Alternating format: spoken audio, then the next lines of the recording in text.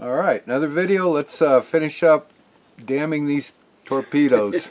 This is part 2 of the Muse uprising. The finale. But part 4 of Isaiah 40.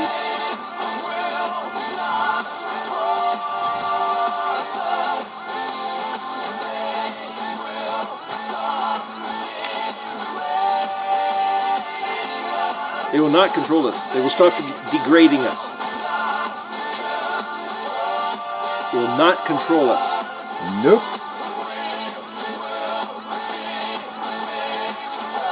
We will be victorious. That's what Yom Teruah is all about. It's this. Hallelujah. In the very next verse, verse 9, ascend upon a high mountain, O herald of Zion. There's a guy named Harold who lives in Zion? That doesn't sound like a Harold Jewish name moved to to me. Zion recently. He just moved there? He did, yeah. Okay. Raise your voice with strength, O herald of Jerusalem. He's living in Jerusalem. Send me a postcard. Raise it, fear not. Say to the cities of Yehuda. What are you supposed to say? It says, Hine Elohekam. It's translated, behold your God. Hine Elohekam. That's what you're supposed to say to the cities of Judah. Ascend. That's this uprising. Okay, anyway, we're going to go back, try to finish this video off that we started a few minutes ago. Isaiah 40, we were at verse 7. But let me back up for a moment. I was at verse... We're backing up. We never get there when you put it in reverse, Eric. There was 2 words I didn't mention in verse 4. Is that true? It talks about existing... Well, here, I'm going to read it in verse 4. A voice, this is verse 3, a voice calls out in the wilderness, clear the way of Yahweh, make a straight path in the desert, a road for our Elohim. Verse 4, every valley will be raised, every mountain and hill be lowered. The crooked will become straight, and the heights will become valley. If you're putting in a railroad through the mountains, that's what you're going to do. You're going to find a way to have just a slight grade and cut through and fill in mountain valleys and lower mountains, and or putting in a freeway system. Is that what this is talking about?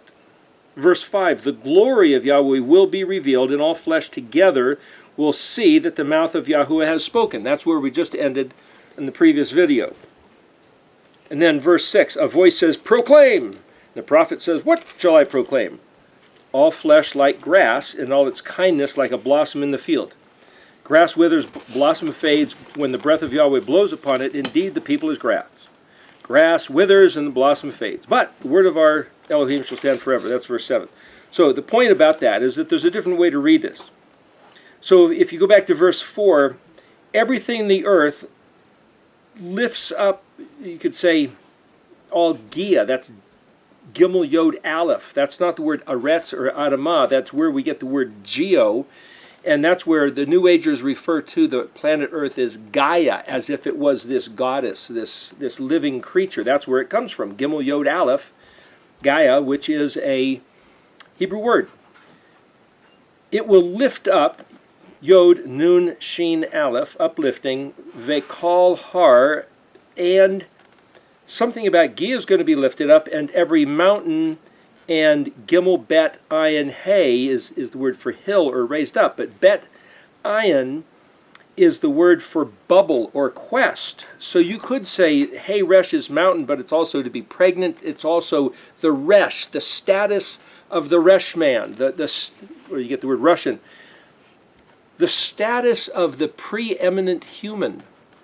Well, we know, if you regard the Torah, that it's only found in being Israel keeping the Torah of Yahuwah, his Elohim. Israel's Elohim, Yahuwah. It's not the Jesus Christ of the Christian church. It's not necessarily the Hashem of Judaism. The question is, what is the Yod He Vav He of Yod Shin Resh Aleph Lamed? It's not necessarily the figurehead of any particular religion that you might be familiar with. But it is found in the one who chose to describe himself in the meaning of these 22 Hebrew letters.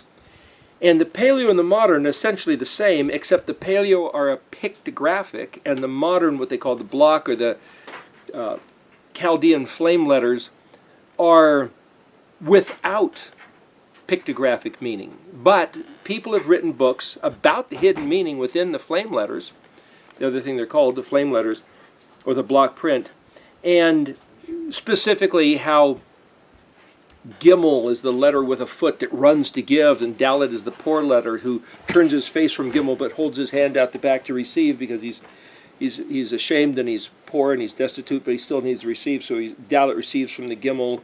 I'm just saying those are two things that there's a few books written that you could look up if you're interested. But what I'm saying, the Paleo is pictographic, and when you, at least as far as I'm concerned, when you see on exhibition this word Vav, Resh Aleph Vav, Ve Ro.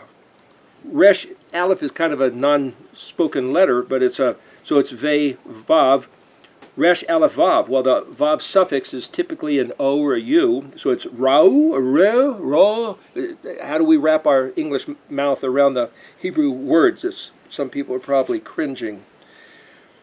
But all flesh will agree, they must agree unified, that when you see what these letters are about, it's like, this is the mouth of Yahweh. It has given us his words. It is spoken, and look at the whole course of human history has come to pass, including Mashiach Yeshua being the guy who did the Aleph through the Tav, and yet there's still this place lingering where it hasn't ended. So where are we? Well, we seem to be at Pei Zadi. Pei is the mouth.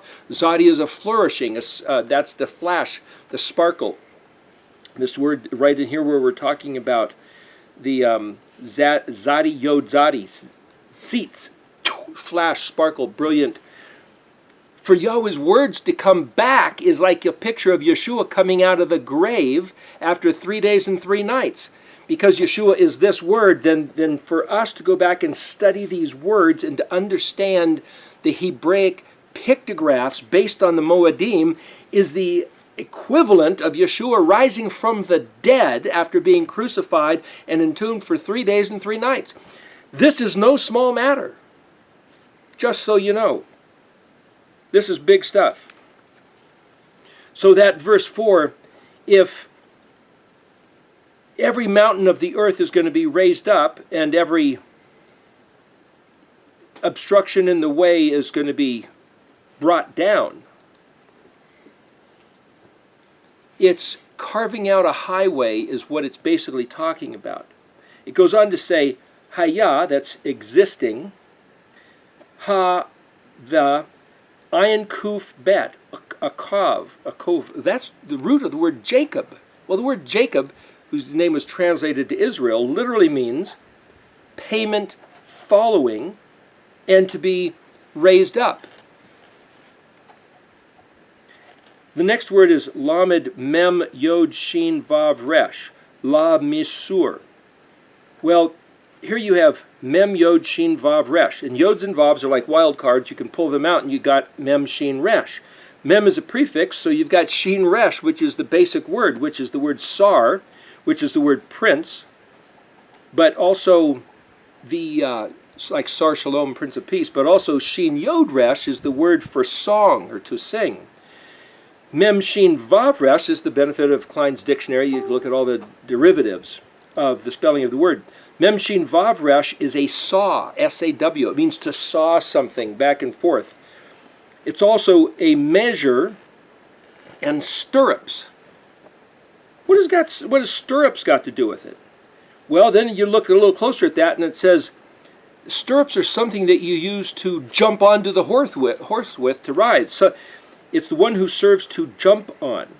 And the word masar, mem shin resh, is the prefix mem like yod shin resh, means to make level, straight. So this says to make straight the highway, but it says the next word, hey resh kaf yod samek yod mem. That is the word for mountain ridge, like these mountain ridges out here. It also means to stomp with your feet, to tread or trample, bound, fastened, button up.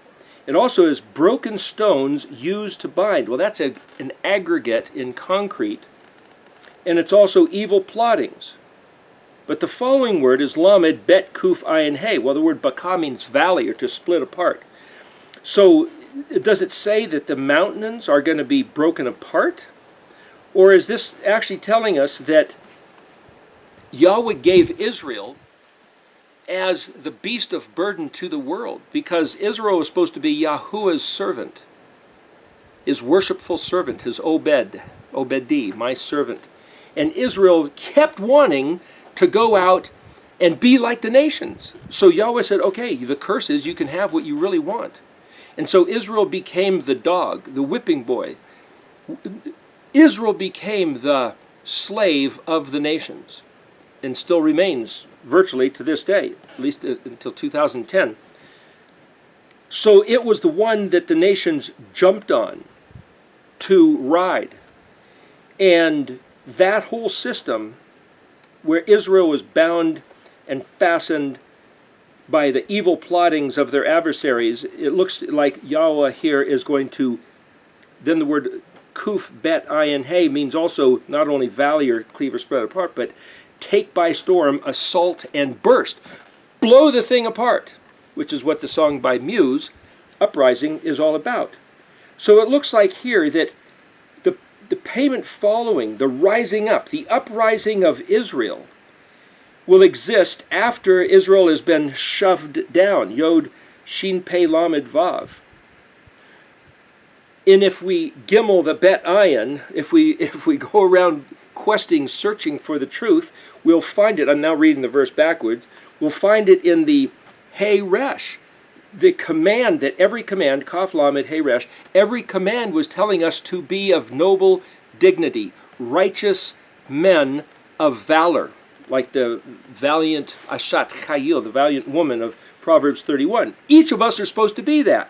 And when Israel acts like darn fools, when Israel acts like, hey, I like the culture and the instructions and the holidays of the pagan neighbors, typified by Assyria and Egypt, Israel gets the curse, being subservient to Assyria and Egypt. Interestingly enough, there's prophecies that saying that the people of Assyria and Egypt are both going to become known in the future as Yahweh's people, as if the influence of the people of Israel will get their attention, and they're going to want to be Yahweh's people. And everything's going to turn around, they're going to receive favor. So if you read these prophecies, it seems to me pretty obvious that this is not the end of the world. It can't be, because all these things haven't happened. So if people think, oh, the tribulation's coming, Jesus is coming back in a minute, going to rapture us up to heaven, it's like, yeah, I don't see it. I don't see it happening because of these words. So if we want to know should we conduct ourselves now, there's some stuff in front of us, according to what these words are, that we never saw because these words were hidden up, locked away.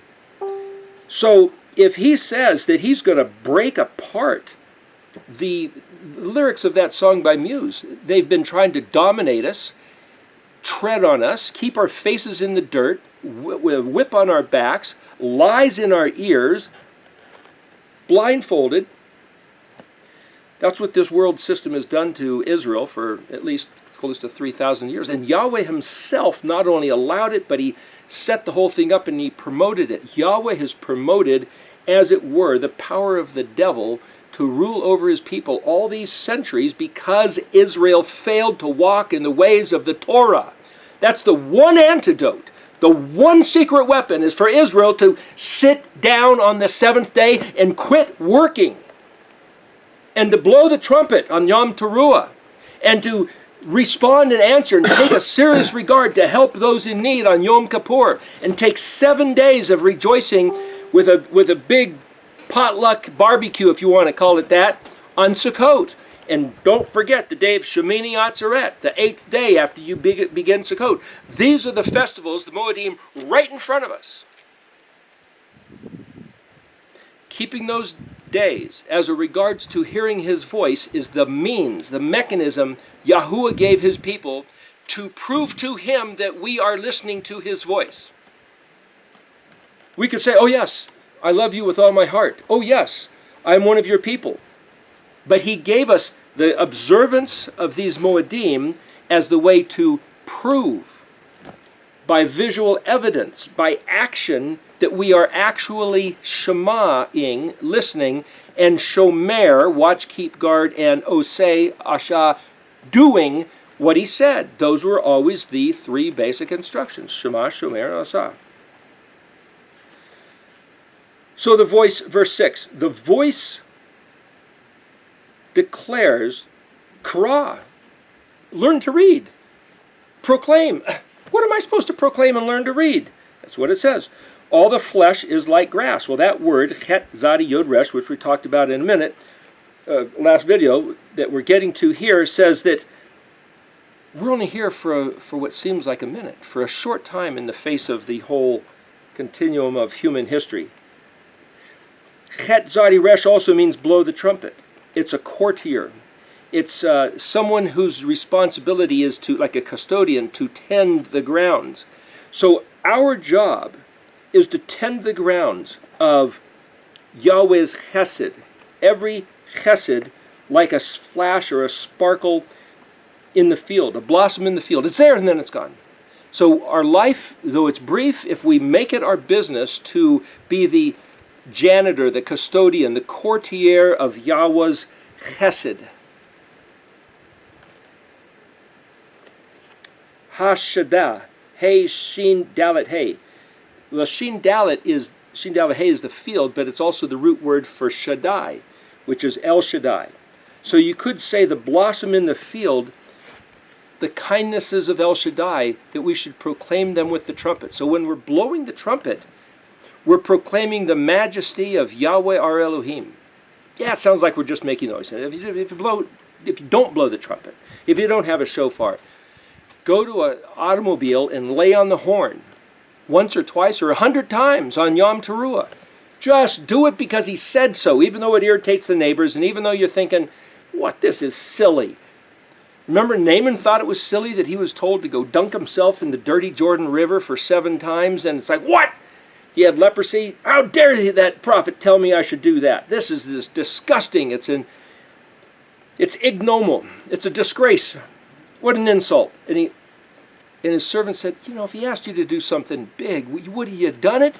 If he asked you to crawl on your knees to the top of the mountain, would you have done it to get over your leprosy? If he had asked you to humiliate yourself in front of the congregation, would you have done it? He asked you to blow the horn. Really? Is it that hard to do? Why has the Christian church never once, to my recollection, promoted it? Even the group down there in Costa Mesa, what's the name of that group? The SDA group? They promote the festivals. They promote the... they don't promote the festivals. I forget the name of it. Doesn't matter. The point is they acknowledge the Sabbath day, and I guess they do promote the festivals. Some of them are... Yeah, they are promoting the festivals. Vandenberg's group, John Vandenberg's group. Anyway, they do promote the festival. I think they're the one SDA group that promotes them. I think he got kicked out for doing it. When they're asked about that, they say, or before they'd say... The ceremonial law. Well, but they said, well, that's the time when we have camp meeting.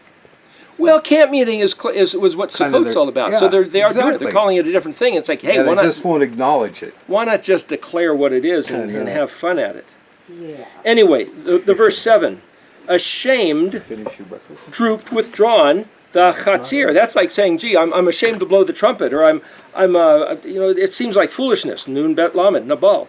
Sparkle, zitz. It seems like foolishness to wear a zitzit. It seems like foolishness to go out and yell or make a big deal about this Jewish stuff. Thus, therefore, if, when, because, this is the word kaf yod, ruach Yahweh na shava bo akan chatzir ha'am. I know it's hard to understand. The point is, it's saying the ruach of Yahweh. This is the word nun shin bet hey. Neshava is that neshav is to return or dwell or to repent. But you could say to turn around in it. Aleph kaf nun is only. Kaf nun is yes.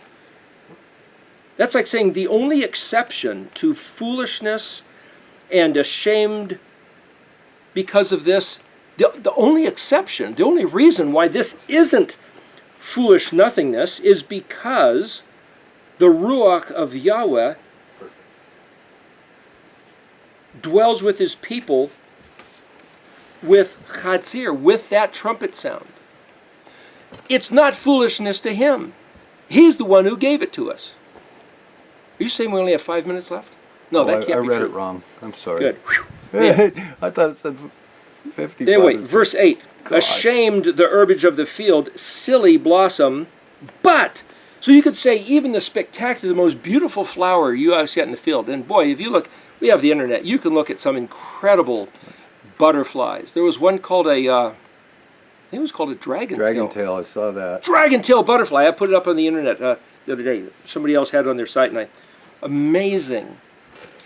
And you look at some flowers. Almost looked like it was underwater. Yeah, it was rippling. And I know the lady who works in the graphics for me, Marina, does graphic art, and she does a catalog of irises. Thousands of, every iris different. The most beautiful, astounding.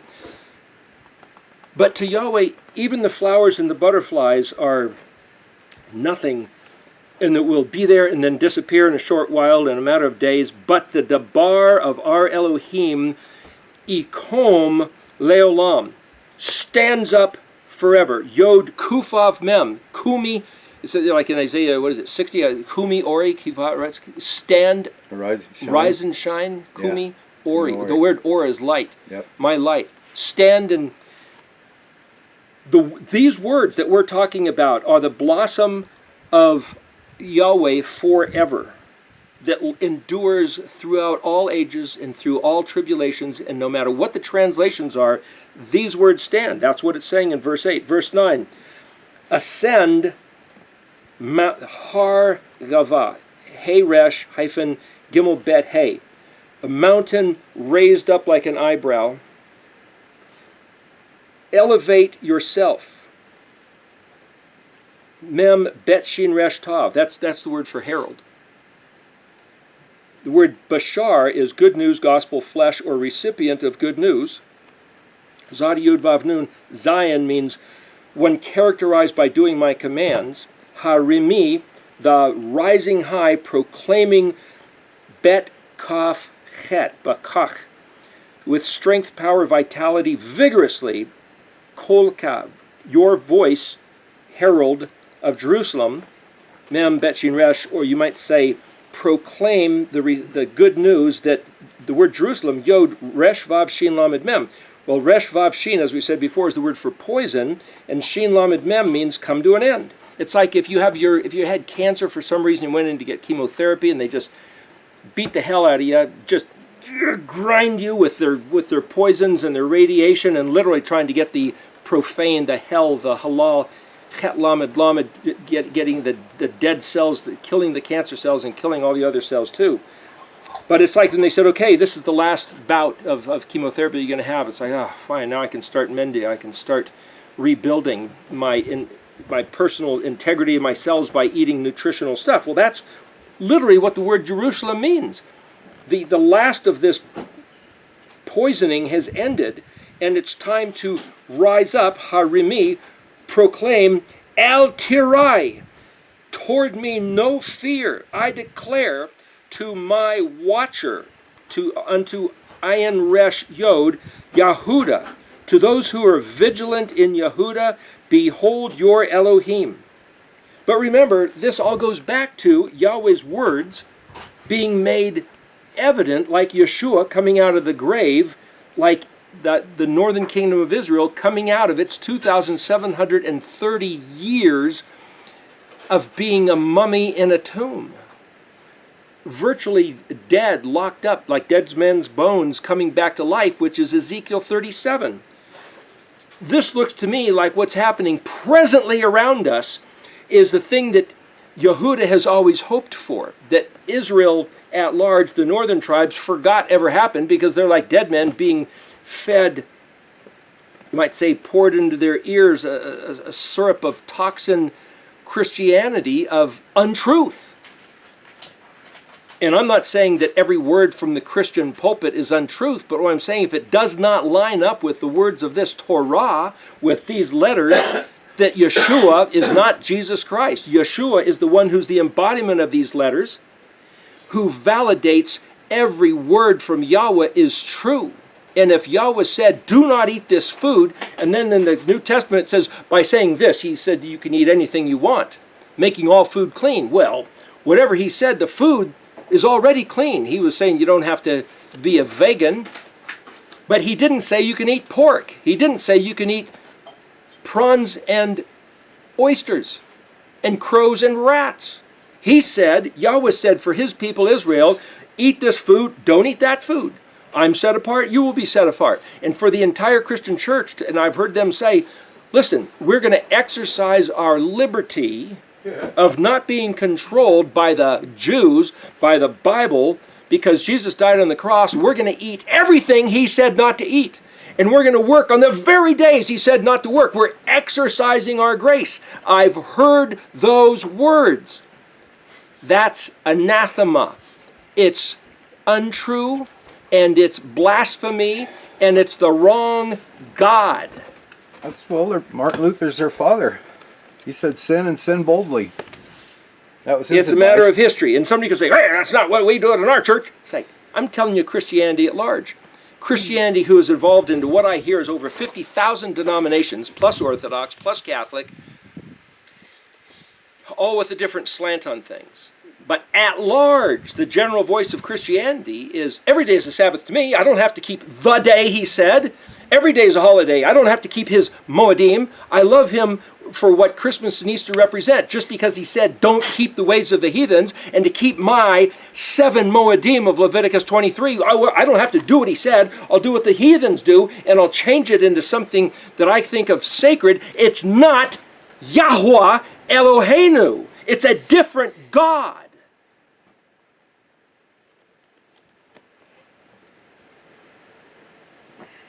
Elevate the truth of my command.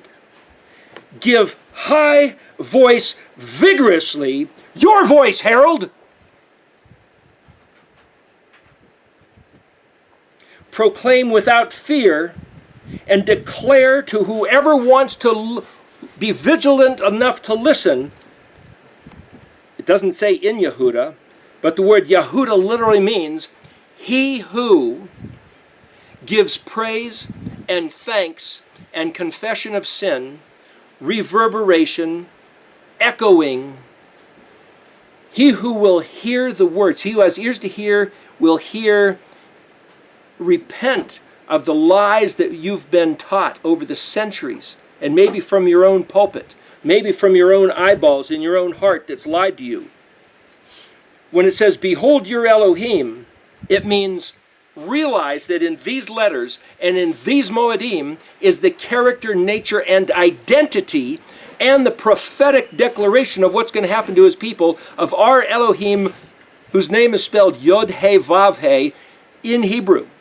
And to change it to Lord God Hashem Jesus is a different guy with different characters, different character attributes, because if you research what's behind the name, only these 22 letters and the 7 Moedim and the Sabbath day and the instructions of the Torah are and can define the identity of who the Elohim of Israel actually is.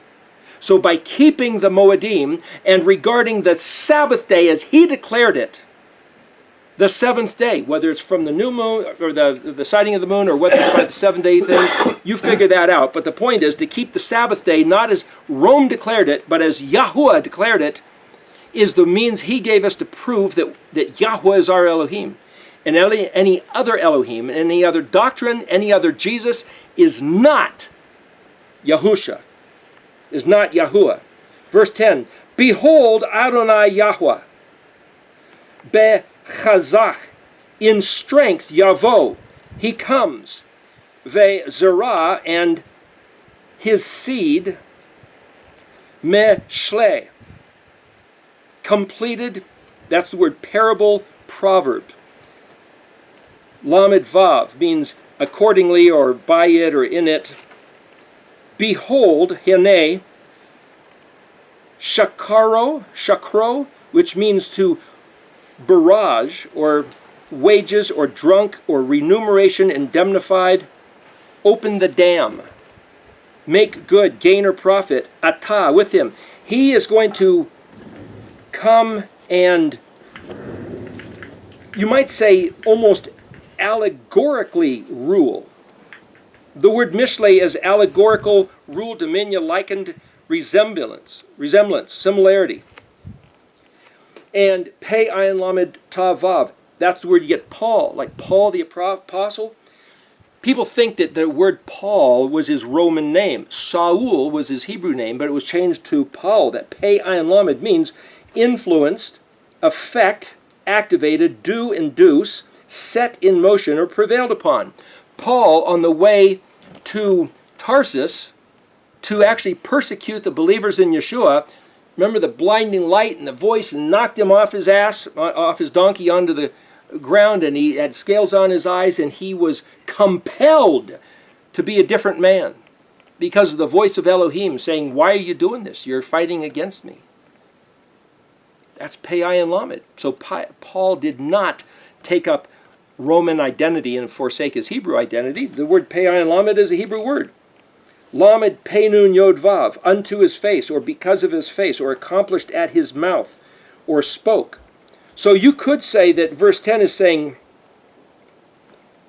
behold, my master or my judge, my Adonai Yahweh, in power comes, allegorically, dominion,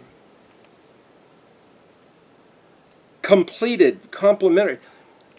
All the letters could be read allegorically. So I'm just saying, I can choose to say that, see, the word Adon, Dalet Yod Nun, is a choice. Dalet is a door, Nun is to activate. Dalet is like, you go this way, that way, in or out, fork in the road.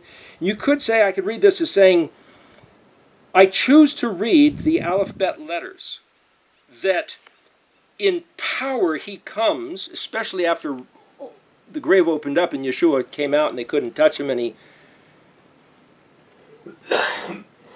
he makes good or indemnifies or gives gain or profit, setting in motion those who are according to his face, according to his disposition. So it's kind of like saying, here's this opportunity he has given us to observe these letters and what these words mean. And to those who will look to him, whose face mirrors his face, and his face is these letters. Yeshua is these letters.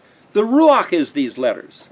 When our face mirrors these letters, then the coming cataclysm of what's going to happen to the rest of the world doesn't touch us. That's what he's saying.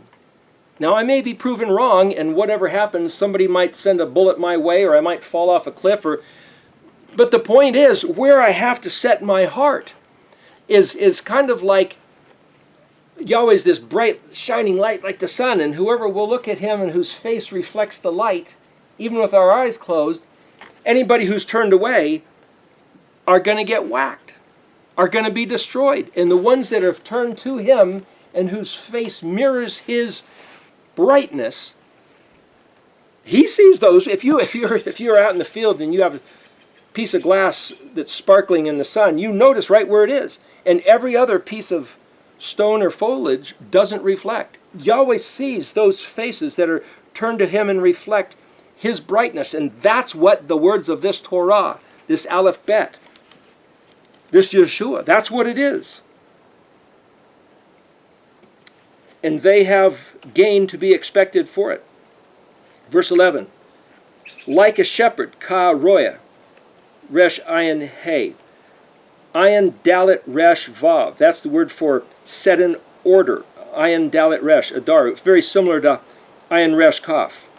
Like a shepherd who sets his flock in order, he will shepherd his bet Zion resh ayin. That's his seed that he has scattered across the face of the earth. He will kuf bet zadi. That's kibbutz. Gather, collect, assemble. It's like a conjunction of planets or pleats in an accordion. So he's going to gather up what he had scattered across the hills and valleys of the earth. Tet lamed aleph yod mem. Patches, spotted, like spotted lambs that are camouflaged. That you don't even know who's one of his people. Vav and bet het yod kuf vav. Well, Bet would be the prefix in the condition of het yod kuf, which means bosom, lap, cleavage, or close together. But het kuf, take out that yod, and it's the law. The law of his 10 debarim. It's also, het vav kuf is the rung of a ladder. Yod shin aleph, astonishingly empty. Ayin lamed vav tav, cost or appraised value, promoted or raised. Yod nun he lamed, manage, administrate, led, guided, procedure. Like a shepherd gathers the sheep that are scattered across the hillside that are completely camouflaged, but there's little packets of them here and there. He's going to pull them together. Pull who? The ones that regard his het kuf. And remember, het is like the big fence of Passover, and kuf, the pillar of fire and pillar of smoke that spread out over the camp. So here we have these pictures in the Paleo of this enclosure, of his covering over it. And the ones that he gathers into that are the ones that regard his het kuf, his moedim, his instructions, his Torah. And though it was astonishingly empty, it's like, are you kidding? You're going to be are you a Jew wannabe? Are you going to be one of them Hebes? It's worthless. But that's the place of raising in value, raising in appreciation to where he has led his people by instruction. Nun he lamed. Yod, he will, nun he lamed, lead and guide them.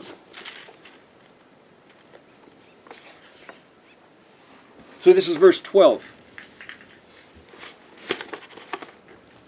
Mi madad, what meter or who by meter or index extended, what attribute or character has in the hollow of his hands the waters and the heavens scattered like stars.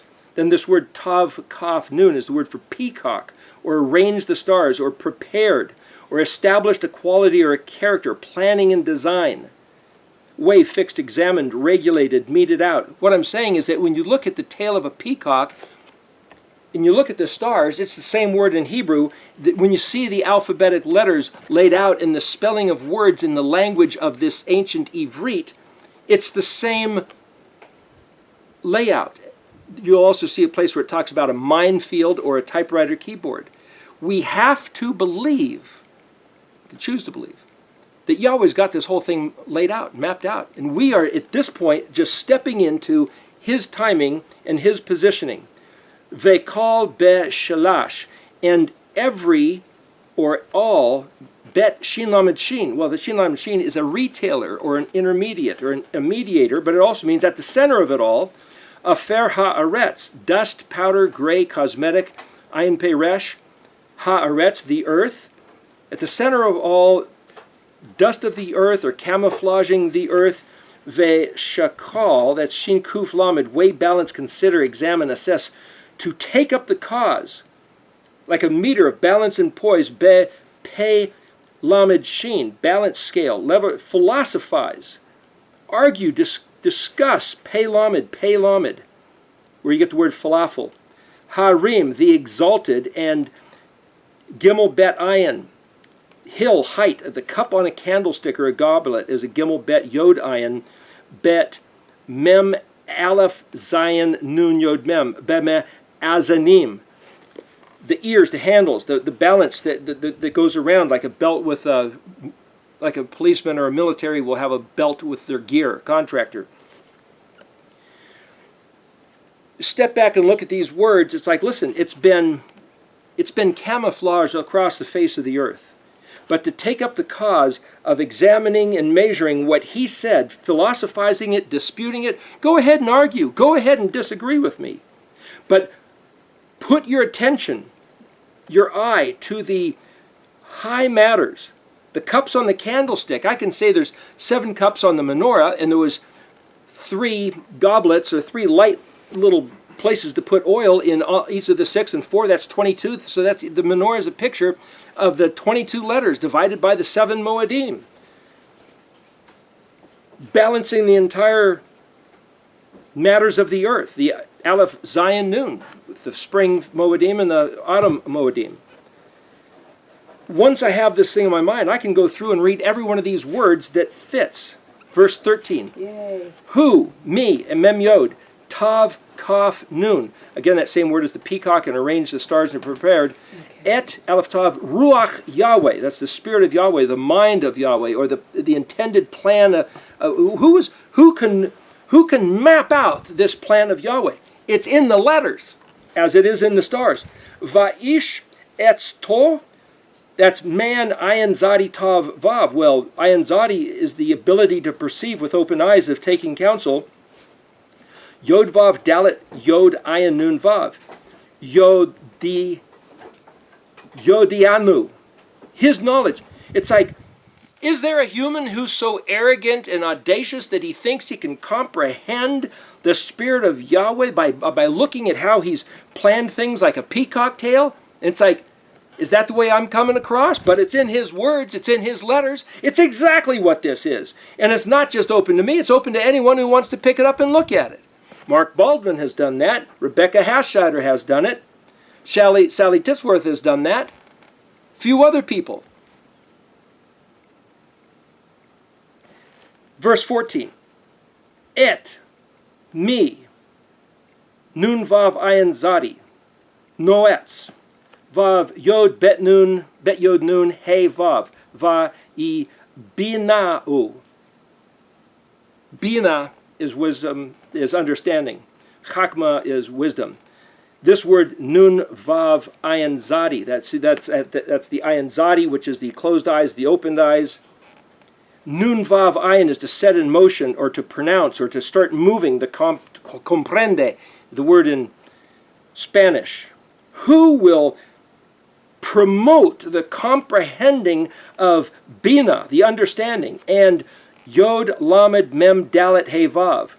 Ya Lamad is right in the middle. Vav Yod, Lamed Mem Dalet, that's Lamed. He Vav, that's where you get the word Talmud, which is teaching, which is to give a sermon or write a book or sing a song. So to make this understanding of the open eyes teachable, that's what these videos are about. That's what they're doing. My wife Karen spends so many hours talking to people on the internet and on the phone, trying to go over and make these things comprehensible and a sounding board for frustrations and encouragement. She's doing this. Verse 14, trying to help people to understand and make the teachable way, the path, ba'arach, bet, aleph resh chet. Wayfarer, wanderer, a visitor is aleph vav resh chet, but this is bet aleph resh chet. You take out the vav, you put the bet as the prefix. Way, path, manner, mode, way of life, travel, journey, or accommodate. The inn at Knowles Hill is a path, a place for wayfarers and journeyers here in middle of the east side of California can rest a spell, get some accommodations, invigorate to carry on their quest.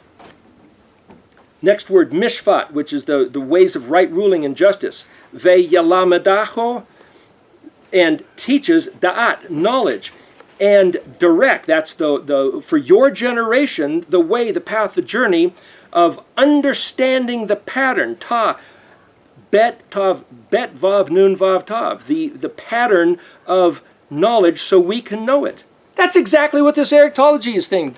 Stu here is spending hours and hours writing stuff up. What's your blog site? You want to put that out here? What's the name of your blog?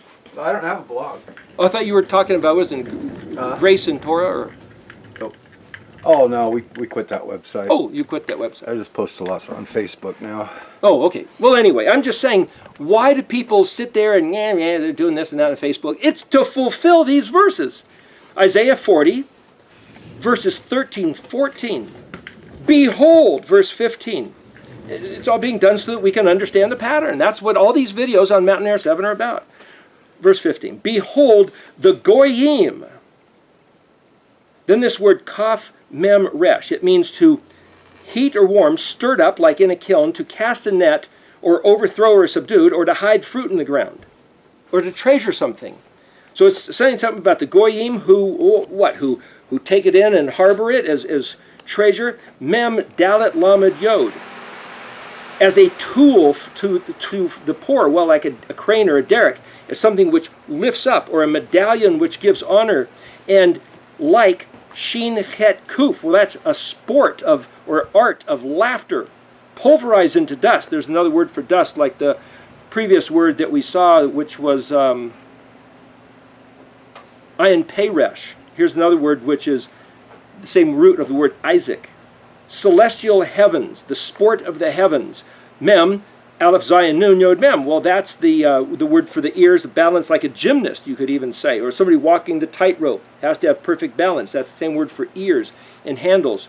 Nun Het Shin Bet, which will give.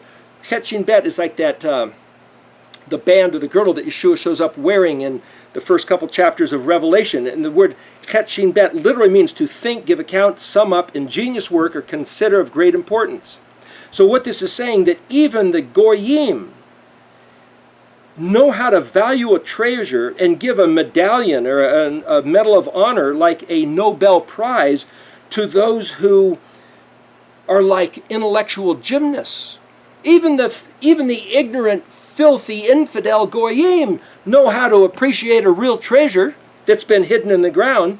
Behold, hey, or hey nun is the word hey, Aleph Yod Yod Nun. Now that word, it means Aleph Yod is where? If? Maybe not. That's like an island trying to look for what's real or what's not. Aleph Yod Yod could be idiosyncrasy. Yod Yod Nun is the word for wine. Aleph Yod Yod Mem, they say it means a place to seek refuge, isolated, or insulated. Isaiah 41 uses that same word, Aleph Yod Yod Mem, which we'll get to in the next video. But it's kind of like saying, what are the characteristics? Where do I find the truth? What's going on here? It's like the waking up after a 2,730-year sleep. Like the rousting the giant. Nobody on earth has ever bumped into this before. What we're about to see, forget Fauci and Gates and the WHO, the WHO, what? Those guys are a bunch of liars and killers. When the Elohim of life, when Yahweh, when he's going to bring the smack down, the grand smite, the smite fest, man. But he needs us on his side first, which is what this is about. Kaf, Dalet, Kuf, thin curtain, minute. But it also means Dalet Kuf is like meticulous, pedantic, punctilious detail. Examine minute details, investigate strictly. Yod Tet Vav Lamed. Nun Tet Vav Lamed means lacking or deprived of. Mem Tet Vav Lamed is a projector or a launcher, a promenade or a balcony, like something that's pushed out. But this would almost be like, I have a note here that it's like to throw something out is almost like throwing a hornet's nest into a locked room. Ziklag. Ziklag, remember we talked about that, the David's camper is like army boots coming out. And if you go mess with Yahweh and his people at a certain point where Yahweh turns from his favor being turned away from his people, being towards his people Israel, then you mess with Israel. You know, I've seen in movies where bad guys, they lock somebody in a room to throw a hornet's nest in, and it's like, oh gosh. That's what this is a picture of. And then it says, verse 16, Va'Lebanon ein di ba'ar ve'chayto ein di ola. Basically, Lebanon, which is the place of the huge forest, ain't got enough trees, and animals ain't enough for a burnt offering. It's like go to the jungles of Africa, go to the thickest forest you can find. There's not enough trees nor animals to provide an offering to appease Yahweh once he's set his mind. Nor, if you understand who he is and what he's said by these words, is there enough offerings and trees that you can burn as a thanksgiving of praise. You can't hold a big enough feast. You can't grovel on the ground enough. But for us to come to the realization that these words of the Paleo-Hebrew are absolutely true, are absolutely his words, are absolutely the map of human history, are absolutely the identifying characteristics proving that Yeshua is the Mashiach of Israel, the guy that the Jews and Romans conspired to crucify 2,000 years ago, though he said, don't blame them, I'm doing this as a matter of a course to make something else happen that you guys don't even understand, and that something is the play out of the narrative in the 22 letters. Once you see this, and you go back and you say, the mouth of Yahweh has spoken. Pe Yahuwah Dabar. Paleo. Wonderful, marvelous, hidden. It's the promise of our future, that he has good things for us that get on board with him. And then it goes on to say, verse 17, all the goyim ain't got nothing in the face of this when you think about it. When you assign value to any other subject matter, the heathen, the secular, the academic, the ecclesiastical, the church, the pagans, the heathen, any other religion, it's nothing. It's null. It's zip, zero, zilch compared to what these letters mean. That's verse 17. And then when we started this a couple days ago, we picked up with verse 18. So we're caught up now. We're caught up now. All right. Heading into chapter 41, where it follows the alphabet pattern again. So the next video we do will be about Isaiah 41, just to keep on the topical progression. Wow. 51 minutes. You wrapped it up fast this time, This is Eric. a short one. You are smoking. Shalom. Shalom.